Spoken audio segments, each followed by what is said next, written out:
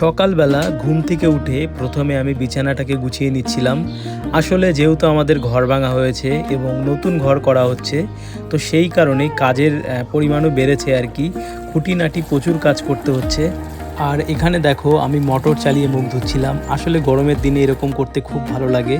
তারপরে দেখো আমি পুজো দিতে চলে এসেছিলাম। আমাদের ঠাকুরঘর কীরকম হয়েছে তোমরা কমেন্টের মাধ্যমে জানিও।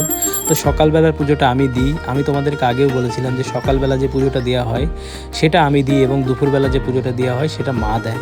তো এখানে দেখো আমি কিছু রান্নাটা দেখছিলাম একটু, মা যেহেতু বাড়ি ছিল না, তারপরে একটু চা খাচ্ছিলাম। তা মা আমাকে বললো যে এই ভেন্ডিগুলো কেটে ডালে দিতে হবে। তো আমি সেগুলো করছিলাম আর কি। আসলে বাড়ি থেকে মায়ের যতটুকু সাহায্য করে দেওয়া যায় চেষ্টা করি করার।